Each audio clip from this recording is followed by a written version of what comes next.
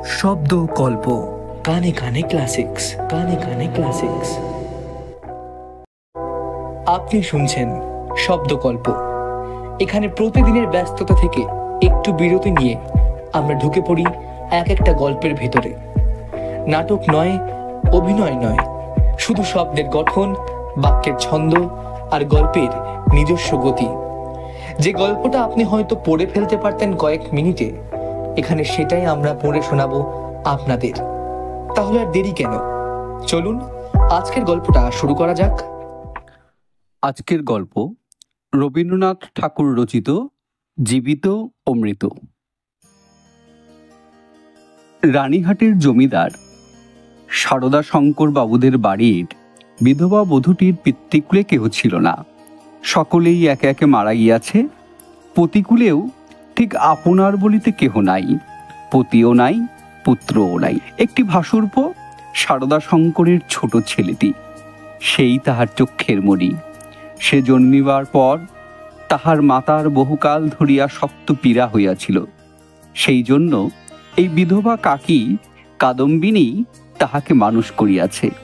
পরের ছেলে মানুষ করিলে তাহার প্রতি প্রাণের টান আরো যেন বেশি হয়, কারণ তাহার উপরে অধিকার থাকে না, তাহার উপরে কোনো সামাজিক দাবি নাই, কেবল স্নেহের দাবি।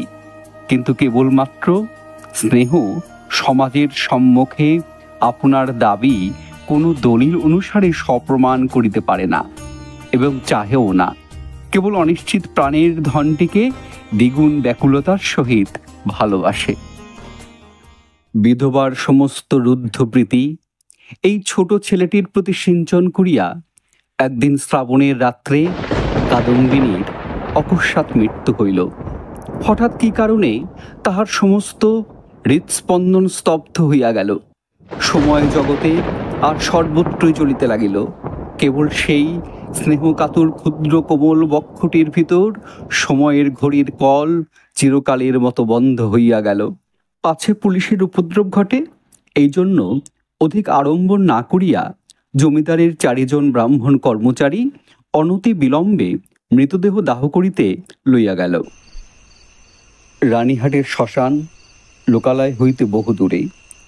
পুষ্করিণীর ধারে একখানি কুটির এবং তাহার নিকটে একটা প্রকাণ্ড বটগাছ।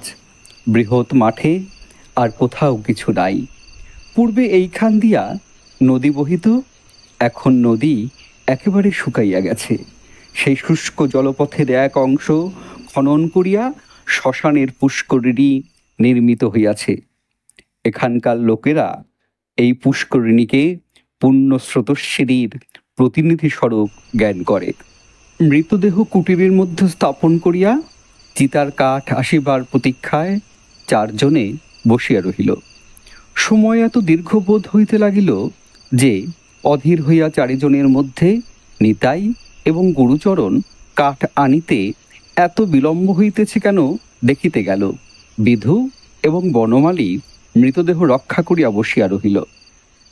শ্রাবণের অন্ধকার রাত্রি, থমথমে মেঘ পড়িয়া আছে, আকাশে একটি তারা দেখা যায় না। অন্ধকার ঘরে 2 জন চুপ করিয়া বসিয়া রহিল। একজনের চাদরে দিয়াশলাই এবং বাতি বাঁধা ছিল। বর্ষাকালের দিয়াশলাই বহু চেষ্টাতেও জ্বলিল না। যে লণ্ঠন সঙ্গে ছিল তাহাও নিবিয়া গেছে।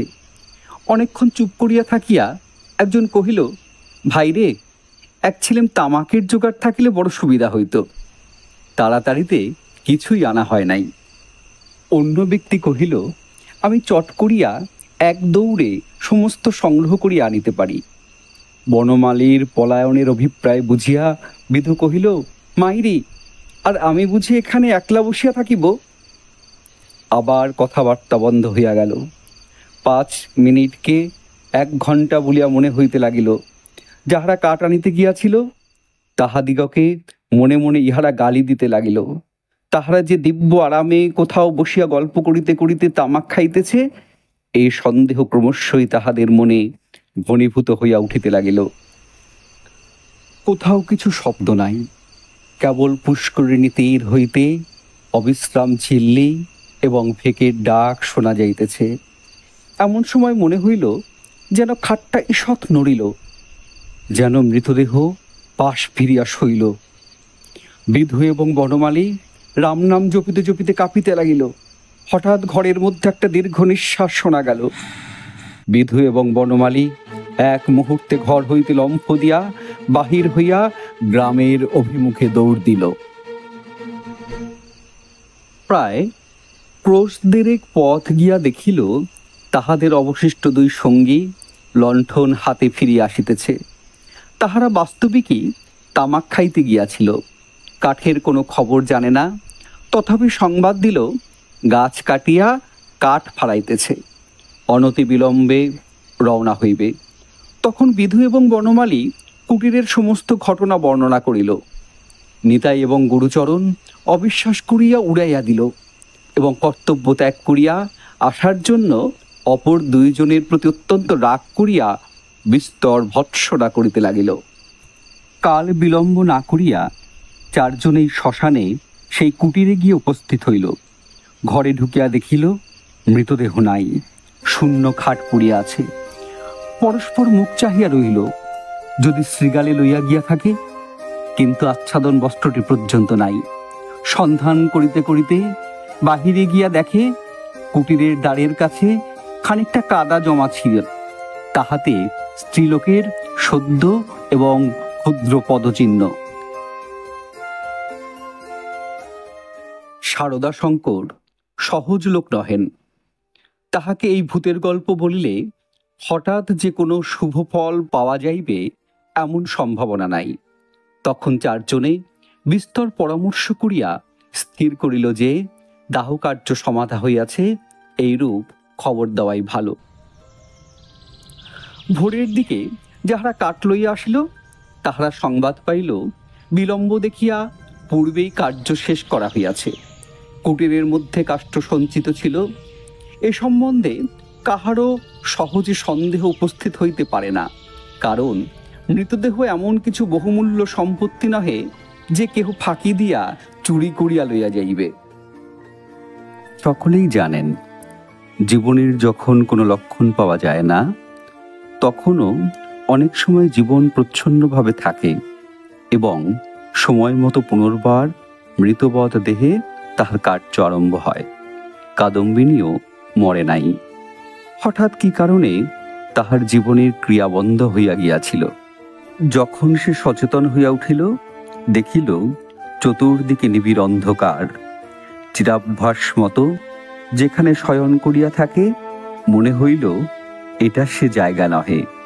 একবার ডাকিল, দিদি। অন্ধকার ঘরে কেহ সাড়া দিল না। সভয়ে উঠিয়া বসিল। মনে পড়িল সেই মৃত্যুশয্যার কথা। সেই হঠাৎ বক্ষের কাছে একটা বেদনা, শ্বাসরোধের উপক্রম। তাহার বড় যা ঘরের কোণে বসিয়া একটি অগ্নিকুণ্ডের উপরে খোকার জন্য দুধ গরম করিতেছে। কাদম্বিনী আর দাঁড়াইতে না পারিয়া বিছানার উপর আছাড় খাইয়া পড়িল। রুদ্ধ কণ্ঠে কহিল, দিদি, একবার খোকাকে আনিয়া দাও, আমার প্রাণ কেমন করিতেছে। তাহার পর সমস্ত কালো হইয়া আসিল, যেন একটি লেখা খাতার উপরে দোয়াত শুদ্ধ কালি গড়াইয়া পড়িল। কাদম্বিনীর সমস্ত স্মৃতি এবং চেতনা, বিশ্বগ্রহের সমস্ত অক্ষর এক মুহূর্তে একাকার হইয়া গেল। খোকা তাহাকে একবার শেষবারের মতো তাহার সেই সুমিষ্ট ভালোবাসার স্বরে কাকিমা বলিয়া ডাকিয়াছিল কিনা, তাহার অন্তত অজ্ঞাত মরণযাত্রার পথে চিরপরিচিত পৃথিবীর হইতে এই শেষ স্নেহ পাথেয়টুকু সংগ্রহ করিয়া আনিয়াছিল কিনা, বিধবার তাহাও মনে পড়ে না। প্রথমে মনে হইল জমালয় বুঝি এইরূপ চিরনির্জন এবং চিরান্ধকার। সেখানে কিছুই দেখিবার নাই, শুনিবার নাই, কাজ করিবার নাই, কেবল চিরকাল এইরূপ উঠিয়া জাগিয়া বসিয়া থাকিতে হইবে। তাহার পর যখন মুক্ত দ্বার দিয়া হঠাৎ একটা ঠান্ডা বাদলার বাতাস দিল এবং বর্ষার ভেকের ডাক কানে প্রবেশ করিল, তখন এক মুহূর্তে তাহার এই স্বল্প জীবনের আশৈশব সমস্ত বর্ষার স্মৃতি ঘনীভূতভাবে তাহার মনে উদয় হইল এবং পৃথিবীর নিকট সংস্পর্শ সে অনুভব করিতে পারিল। একবার বিদ্যুৎ চমকিয়া উঠিল। সম্মুখে পুষ্করিণী, বটগাছ, বৃহৎ মাঠ এবং সুদূর তরুশ্রেণী এক পলকে চোখে পড়িল। মনে পড়িল মাঝে মাঝে পুণ্যতিথি উপলক্ষে এই পুষ্করিণীতে আসিয়া স্নান করিয়াছে, এবং মনে পড়িল সেই সময়ে এই শ্মশানে মৃতদেহ দেখিয়া মৃত্যুকে কি ভয়ানক মনে হইত।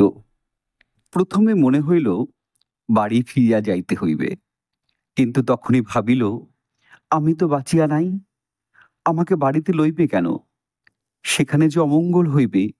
জীবরাজ্য হইতে আমি যে নির্বাসিত হইয়া আসিয়াছি, আমি যে আমার প্রেতাত্মা। তাই যদি না হইবে, তবে সে এই অর্ধরাত্রে সারদা শঙ্করের সুরক্ষিত অন্তঃপুর হইতে এই দুর্গম শ্মশানে আসিল কেমন করিয়া? এখনো যদি তার অন্ত্যেষ্টিক্রিয়া শেষ না হইয়া থাকে, তবে দাহ করিবার লোকজন গেল কোথায়? সারদা শঙ্করের আলোকৃত গৃহে তাহার মৃত্যুর শেষ মুহূর্ত মনে পড়িল। তাহার পরেই এই বহুদূর জনশূন্য অন্ধকার শ্মশানের মধ্যে আপনাকে একাকিনী দেখিয়া সে জানিল, আমি এই পৃথিবীর জনসমাজের আর কেহ নহি। আমি তো অতি ভীষণ অকল্যাণকারিণী, আমি আমার প্রেতাত্মা। এই কথা মনে উদয় হইবা মাত্র তাহার মনে হইল তাহার চতুর্দিক হইতে বিশ্ব নিয়মের সমস্ত বন্ধন যেন ছিন্ন হইয়া গিয়াছে, যেন তাহার অদ্ভুত শক্তি, অসীম স্বাধীনতা, যেখানে ইচ্ছা যাইতে পারে, যাহা ইচ্ছা করিতে পারে।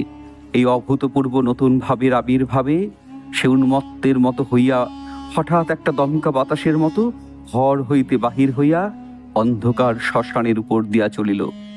মনে লজ্জা, ভয়, ভাবনার লেশ মাত্র রহিল না। চলিতে চলিতে চরণ শ্রান্ত, দেহ দুর্বল হইয়া আসিতে লাগিল। মাঠের পর মাঠ, আর শেষ হয় না। মাঝে মাঝে ধান্যক্ষেত্র, কোথাও বা এক হাঁটু জল দাঁড়াইয়া আছে। যখন ভোরের আলো অল্প অল্প দেখা দিয়াছে, তখন অদূরে লোকালয়ের বাঁশঝাড় হইতে দু একটা পাখির ডাক শোনা গেল। তখন তাহার কেমন ভয় করিতে লাগিল। পৃথিবীর সহিত, জীবিত মনুষ্যের সহিত এখন তাহার কিরূপ সম্পর্ক দাঁড়াইয়াছে সে কিছু জানে না। যতক্ষণ মাঠে ছিল, শ্মশানে ছিল, শ্রাবণ রজনীর অন্ধকারের মধ্যে ছিল, ততক্ষণ সে যেন নির্ভয়ে ছিল, যেন আপন রাজ্যে ছিল। দিনের আলোকে লোকালয় তাহার পক্ষে অতি ভয়ঙ্কর স্থান বলিয়া বোধ হইল। মানুষ ভূতকে ভয় করে, ভূত মানুষকে ভয় করে। মৃত্যু নদীর দুপারে দুজনের বাস। কাপড়ে কাদা মাখিয়া অদ্ভুত ভাবের বসে ও রাত্রি জাগরণে পাগলের মতো হইয়া কাদম্বিনীর যেরূপ চেহারা হইয়াছিল, তাহাতে মানুষ তাহাকে দেখিয়া ভয় পাইতে পারিত, এবং ছেলেরা বোধ হয় দূরে পলাইয়া গিয়া তাহাকে ঢেলা মারিত। সৌভাগ্যক্রমে একটি পথিক ভদ্রলোক তাহাকে সর্বপ্রথমে এই অবস্থায় দেখিতে পায়। সে আসিয়া কহিল, মা, তোমাকে কুলবধূ বলিয়া বোধ হইতেছে। তুমি এই অবস্থায় একলা পথে কোথায় চলিয়াছ? কাদম্বিনী প্রথমে কোনো উত্তর না দিয়া তাকাইয়া রহিল। হঠাৎ কিছুই ভাবিয়া পাইল না। সে যে সংসারের মধ্যে আছে, তাহাকে যে ভদ্র কুলবধূর মতো দেখাইতেছে, গ্রামের পথে পথিক তাহাকে যে প্রশ্ন জিজ্ঞাসা করিতেছে, এ সমস্তই তাহার কাছে অভাবনীয় বলিয়া বোধ হইল। পথিক তাহাকে পুনশ্চ কহিল, চলো মা, আমি তোমাকে ঘরে পৌঁছাইয়া দিই। তোমার বাড়ি কোথায়, আমাকে বলো। কাদম্বিনী চিন্তা করিতে লাগিল। শ্বশুর বাড়ি ফিরিবার কথা মনে স্থান দেওয়া যায় না, বাপের বাড়ি তো নাই। তখন ছেলেবেলার সইকে মনে পড়িল। সই যোগমায়ার সহিত যদিও ছেলেবেলা হইতেই বিচ্ছেদ, তথাপি মাঝে মাঝে চিঠিপত্র চলে। এক এক সময় রীতিমতো ভালোবাসার লড়াই চলিতে থাকে। কাদম্বিনী জানাইতে চাহে ভালোবাসা তাহার দিকেই প্রবল। যোগমায়া জানাইতে চাহে কাদম্বিনী তাহার ভালোবাসার যথোপযুক্ত প্রতিদান দেয় না। কোন সুযোগে একবার উভয়ে মিলন হইতে পারিলে যে এক দণ্ড কেহ কাহাকে চোখের আড়াল করিতে পারিবে না, এ বিষয়ে কোনো পক্ষেরই কোনো সন্দেহ ছিল না। কাদম্বিনী ভদ্রলোকটিকে কহিল, নিশিন্দাপুরে শ্রীপতিচরণবাবুর বাড়ি যাইব। পথিক কলিকাতায় যাইতেছিলেন। নিশিন্দাপুর যদিও নিকটবর্তী নহে, তথাপি তাহার গম্য পথেই পড়ে। তিনি স্বয়ং বন্দোবস্ত করিয়া কাদম্বিনীকে শ্রীপতিচরণবাবুর বাড়ি পৌঁছাইয়া দিলেন। দুই সইয়ে মিলন হইল। প্রথমে চিনিতে একটু বিলম্ব হইয়াছিল, তারপর বাল্য সাদৃশ্য উভয়ের চক্ষে ক্রমশই পরিস্ফুট হইয়া উঠিল। যোগমায়া কহিল, ওমা, আমার কি ভাগ্য! তোমার যে দর্শন পাইব এমন তো আমার মনেই ছিল না। কিন্তু ভাই, তুমি কি করিয়া আসিলে? তোমার শ্বশুরবাড়ির লোকেরা যে তোমাকে ছাড়িয়া দিল। কাদম্বিনী চুপ করিয়া রহিল। অবশেষে কহিল, ভাই, শ্বশুরবাড়ির কথা আমাকে জিজ্ঞাসা করিও না। আমাকে দাসীর মতো বাড়ির এক প্রান্তে স্থান দিও, আমি তোমাদের সমস্ত কাজ করিয়া দিব। যোগমায়া কহিল, ওমা, সে কি কথা? দাসীর মতো থাকিবে কেন? তুমি আমার সই, তুমি আমার, ইত্যাদি। এমন সময় শ্রীপতি ঘরে প্রবেশ করিল। কাদম্বিনী খানিকক্ষণ তাহার মুখের দিকে তাকাইয়া ধীরে ধীরে ঘর হইতে বাহির হইয়া গেল। মাথায় কাপড় দেওয়া বা কোনরূপ সংকোচ বা সম্ভ্রমের লক্ষণ দেখা গেল না। পাছে তাহার সইয়ের বিরুদ্ধে শ্রীপতি কিছু মনে করে, এজন্য ব্যস্ত হইয়া যোগমায়া নানারূপে তাহাকে বুঝাইতে আরম্ভ করিল। কিন্তু এতই অল্প বুঝাইতে হইল এবং শ্রীপতি এত সহজেই যোগমায়ার সমস্ত প্রস্তাবে অনুমোদন করিল যে যোগমায়া মনে মনে বিশেষ সন্তুষ্ট হইল না। কাদম্বিনী সইয়ের বাড়িতে আসিল, কিন্তু সইয়ের সঙ্গে মিশিতে পারিল না। মাঝে মৃত্যুর ব্যবধান। আত্মসম্বন্ধে সর্বদা একটা সন্দেহ এবং চেতনা থাকিলে পরের সঙ্গে মেলা যায় না। কাদম্বিনী যোগমায়ার মুখের দিকে চায় এবং কি যেন ভাবে। মনে করে স্বামী এবং ঘরকন্যা লইয়া ও যেন বহুদূরে আর এক জগতে আছে। স্নেহ, মমতা এবং সমস্ত কর্তব্য লইয়া ও যেন পৃথিবীর লোক, আর আমি যেন শূন্য ছায়া। ও যেন অস্তিত্বের দেশে, আর আমি যেন অন্তরের মধ্যে। যোগমায়ারও কেমন কেমন লাগিল, কিছুই বুঝিতে পারিল না। স্ত্রীলোক রহস্য সহ্য করিতে পারে না, কারণ অনিশ্চিতকে লইয়া কবিত্ব করা যায়, বীরত্ব করা যায়, পাণ্ডিত্য করা যায়, কিন্তু ঘরকন্যা করা যায় না। এই জন্য স্ত্রীলোক যেটা বুঝিতে পারে না, হয় সেটার অস্তিত্ব বিলোপ করিয়া তাহার সহিত কোনো সম্পর্ক রাখে না, নয় তাহাকে সহস্তে নূতন মূর্তি দিয়া নিজের ব্যবহারযোগ্য করিয়া একটি সামগ্রী করিয়া তোলে। যদি দুইয়ের কোনোটাই না পারে, তবে তাহার উপর ভারী রাগ করিতে থাকে। কাদম্বিনী যতই দুর্বোধ্য হইয়া উঠিল, যোগমায়া তাহার উপর ততই রাগ করিতে লাগিল। ভাবিল, একই উপদ্রব স্কন্ধের উপর চাপিল। আবার আর এক বিপদ। কাদম্বিনী আপনাকে আপনি ভয় করে। সে নিজের কাজ হইতে নিজে কিছুতেই পলাইতে পারে না। যাহাদের ভূতের ভয় আছে তাহারা আপনার পশ্চাৎ দিককে ভয় করে। যেখানে দৃষ্টি রাখিতে পারে না সেখানেই ভয়। কিন্তু কাদম্বিনীর আপনার মধ্যেই সর্বাপেক্ষা বেশি ভয়, বাহিরে তার ভয় নাই। তাহার এই ভয় দেখিয়া বাড়ি শুদ্ধ লোকের মনে কেমন একটা ভয় জন্মিয়া গেল। চাকর দাসীরা এবং যোগমায়াও যখন তখন যেখানে সেখানে ভূত দেখিতে আরম্ভ করিল।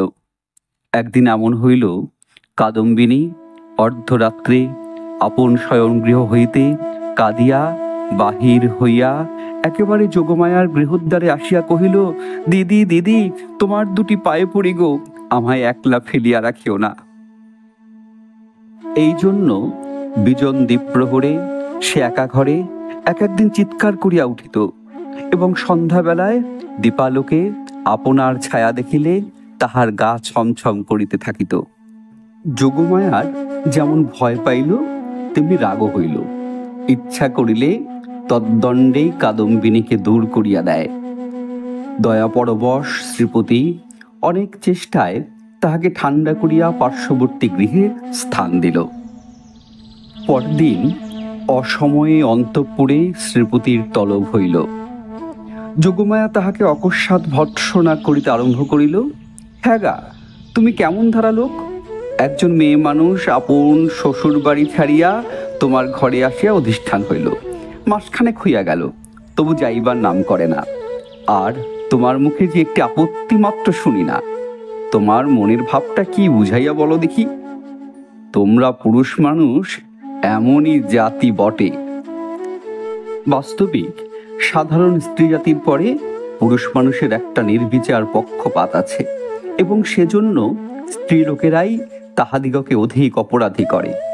নিঃসহায়া অথচ সুন্দরী কাদম্বিনীর প্রতি শ্রীপতির করুণা যে যথোচিত মাত্রার চেয়ে কিঞ্চিত অধিক ছিল, তাহার বিরুদ্ধে তিনি যোগমায়ার গাত্রস্পর্শপূর্বক শপথ করিতে উদ্যত হইলেও তাহার ব্যবহারে তাহার প্রমাণ পাওয়া যাইত।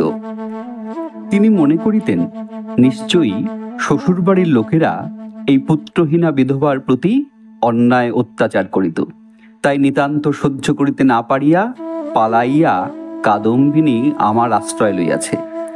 যখন ইহার বাপ মা কেহই নাই, তখন আমি ইহাকে কি করিয়া ত্যাগ করি, এই বলিয়া তিনি কোনরূপ সন্ধান লইতে ক্ষান্ত ছিলেন, এবং কাদম্বিনীকেও এই অপ্রীতিকর বিষয়ে প্রশ্ন করিয়া ব্যথিত করিতে তাহার প্রবৃত্তি হইত না। তখন তাহার স্ত্রী তাহার অসার কর্তব্য বুদ্ধিতে নানা প্রকার আঘাত দিতে লাগিল।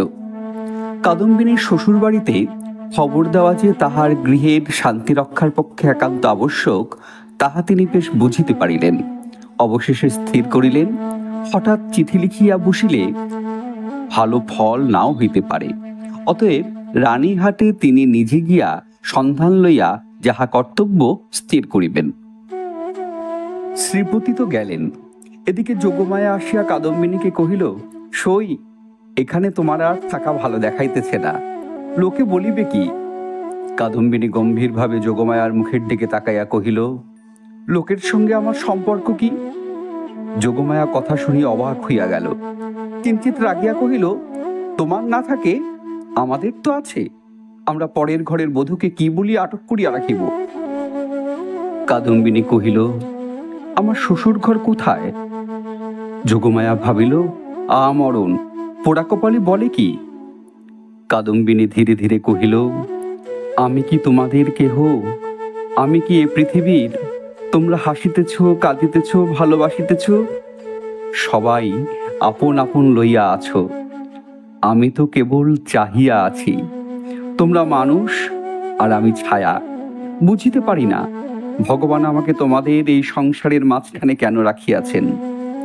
তোমরাও ভয় করো পাছে তোমাদের হাসি খেলার মধ্যে আমি অমঙ্গল আনি। আমিও বুঝিয়া উঠিতে পারি না তোমাদের সঙ্গে আমার কি সম্পর্ক। কিন্তু ঈশ্বর যখন আমাদের জন্য আর কোনো স্থান গড়িয়া রাখেন নাই, তখন কাজে কাজেই বন্ধন ছিঁড়িয়া যায়, তবু তোমাদের কাছেই ঘুরিয়া ঘুরিয়া বেড়াই। এমনইভাবে চাহিয়া কথাগুলি বলিয়া গেল যে যোগমায়া কেমন একরকম করিয়া মুটের উপর একটা কি বুঝিতে পারিল, কিন্তু আসল কথাটা বুঝিল না, জবাবও দিতে পারিল না, দ্বিতীয়বার প্রশ্ন করিতেও পারিল না। অত্যন্ত ভারগ্রস্ত গম্ভীরভাবে চলিয়া গেল। রাত্রি প্রায় যখন 10টা, তখন শ্রীপতি রানীহাট হইতে ফিরিয়া আসিলেন। মুষলধারে বৃষ্টি, পৃথিবী ভাসিয়া যাইতেছে। ক্রমাগতই তাহার ঝরঝর শব্দে মনে হইতেছে বৃষ্টির শেষ নাই, আজ রাত্রিরও শেষ নাই। যোগমায়া জিজ্ঞাসা করিলেন, কি হইল? শ্রীপতি কহিলেন, সে অনেক কথা পরে হইবে বলিয়া কাপড় ছাড়িয়া আহার করিলেন এবং তামাক খাইয়া শুইতে গেলেন, ভাবটা অত্যন্ত চিন্তিত। যোগমায়া অনেকক্ষণ কৌতূহল দমন করিয়াছিলেন। শয্যায় প্রবেশ করিয়াই জিজ্ঞাসা করিলেন, কি শুনিলে বলো? শ্রীপতি কহিলেন, নিশ্চয়ই তুমি একটা ভুল করিয়াছ। শুনিবা মাত্র যোগমায়া মনে ঈষৎ রাগ করিলেন। ভুল মেয়েরা কখনোই করে না, যদি বা করে কোনো সুবুদ্ধি পুরুষের সেটা উল্লেখ করা কর্তব্য হয় না। নিজের ঘাড় পাতিয়া লওয়াই সুযুক্তি। যোগমায়া কিঞ্চিত উষ্ণভাবে কহিলেন, কিরকম শুনি?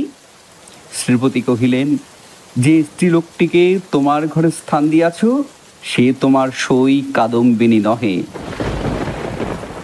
এমনতর কথা শুনিলে সহজেই রাগ হইতে পারে, বিশেষত নিজের স্বামীর মুখে শুনিলে তো কথাই নাই।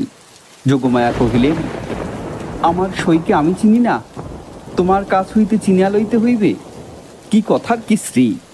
শ্রীপতি বুঝাইলেন, এ স্থলে কথার শ্রী লইয়া কোনরূপ তর্ক হইতেছে না, প্রমাণ দেখিতে হইবে। যোগমায়ার সই কাদম্বিনী যে মারা গিয়াছে তাহাতে কোনো সন্দেহ নাই। যোগমায়া কহিলেন, ওই শোনো, তুমি নিশ্চয়ই একটা গোল পাকাইয়া আসিয়াছ।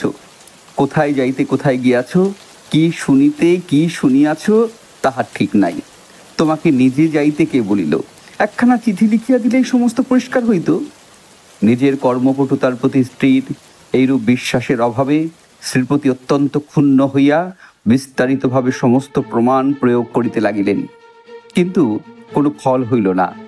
উভয় পক্ষে হা না করিতে করিতে রাত্রি দ্বীপ্রহর হইয়া গেল।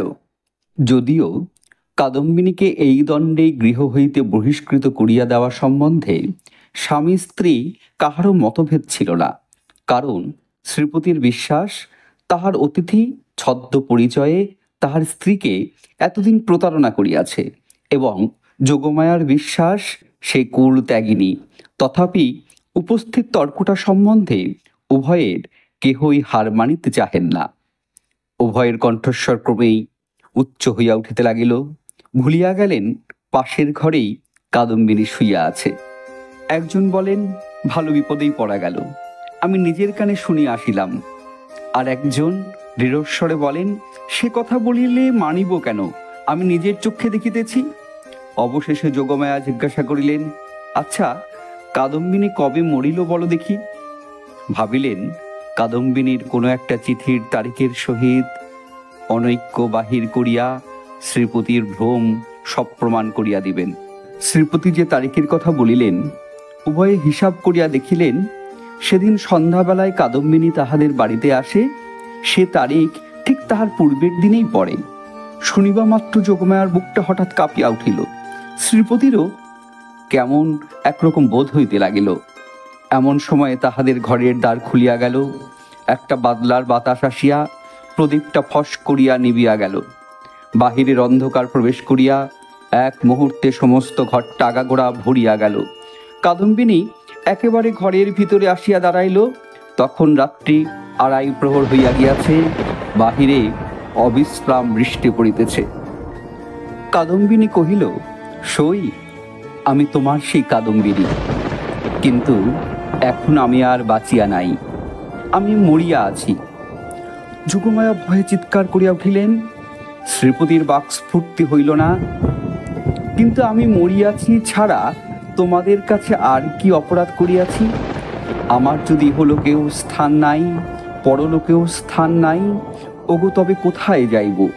তীব্র কণ্ঠে চিৎকার করিয়া যেন এই গভীর বর্ষা নিশীতে সুপ্ত বিধাতাকে জাগ্রত করিয়া জিজ্ঞাসা করিল, ওগো আমি তবে কোথায় যাইব? এই বলিয়া মূর্ছিত দম্পতিকে অন্ধকার ঘরে ফেলিয়া বিশ্বজগতে কাদম্বিনী আপনার স্থান খুঁজিতে গেল। কাদম্বিনী যে কেমন করিয়া রানীহাটে ফিরিয়া গেল তাহা বলা কঠিন। কিন্তু প্রথমে কাহাকেও দেখা দিল না। সমস্ত দিন অনাহারে একটা ভাঙা পুরো মন্দিরে যাপন করিল। বর্ষার অকাল সন্ধ্যা যখন অত্যন্ত ঘন হইয়া আসিল এবং আসন্ন দুর্যোগের আশঙ্কায় গ্রামের লোকেরা ব্যস্ত হইয়া আপন আপন গৃহ আশ্রয় করিলে, তখন কাদম্বিনী পথে বাহির হইল। শ্বশুর বাড়ির দ্বারে গিয়া একবার তাহার হৃৎকম্প উপস্থিত হইয়াছিল, কিন্তু মস্ত ঘোমটা টানিয়া যখন ভিতরে প্রবেশ করিল, দাসী ভ্রমে নারীরা কোনরূপ বাধা দিল না। এমন সময় বৃষ্টি খুব চাপিয়া আসিল, বাতাসও বেগে বহিতে লাগিল। তখন বাড়ির গৃহিণী সারদা শঙ্করের স্ত্রী তাহার বিধবা ননদের সহিত তাস খেলিতেছিলেন।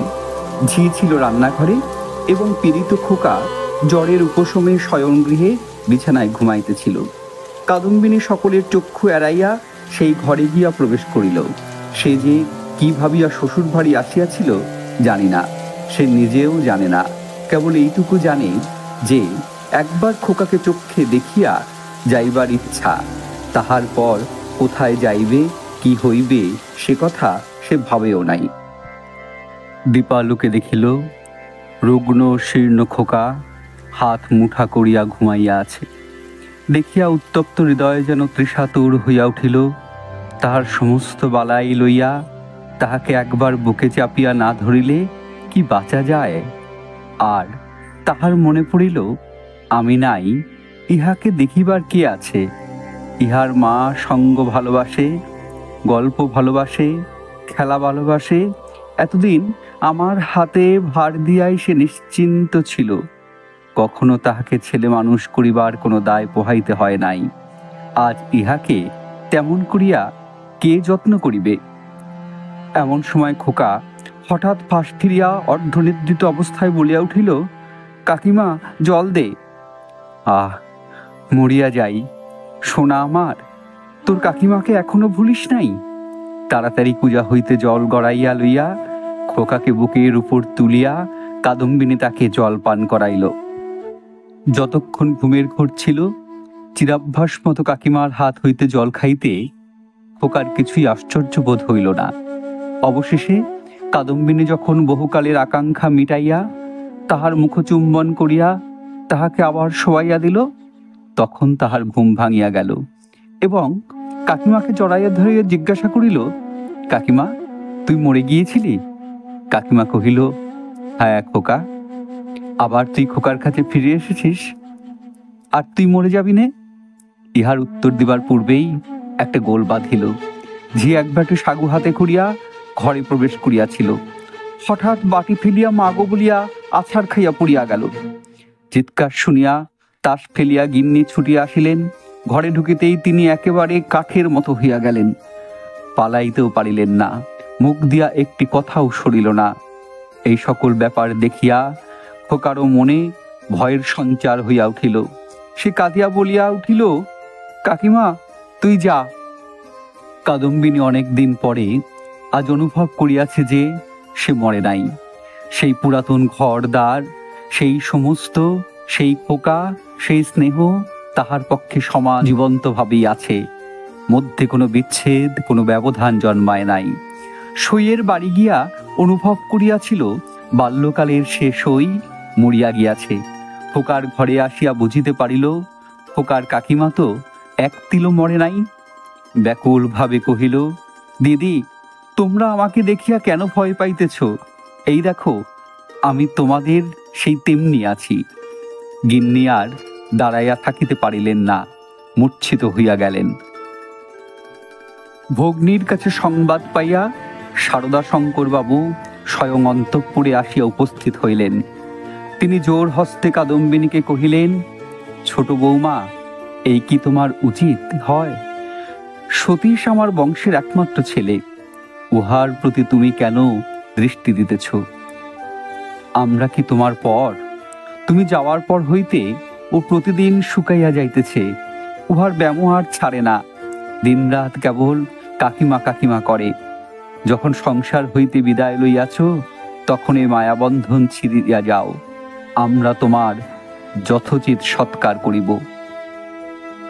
তখন কাদম্বিনী আর সহিতে পারিল না, তীব্র কণ্ঠে বলিয়া উঠিল, ওগো আমি মরি নাই, আমি মরি নাই। আমি কেমন করিয়া তোমাদের বুঝাইব আমি মরি নাই? এই দেখো আমি বাঁচিয়া আছি। বলিয়া কাঁসার বাটিটা ভূমি হইতে তুলিয়া কপালে আঘাত করিতে লাগিল। কপাল ফাটিয়া রক্ত বাহির হইতে লাগিল।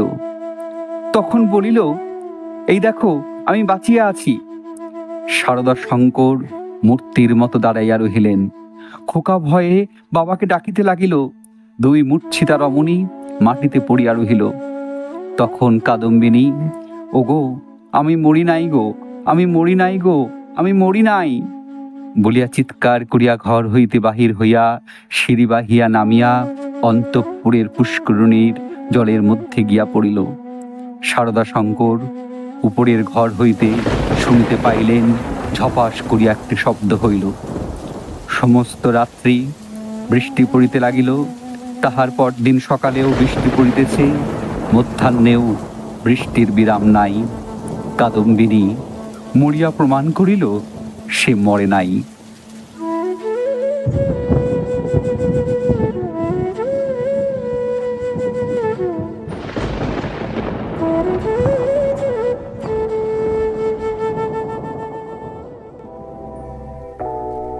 আজকের গল্প এই পর্যন্তই।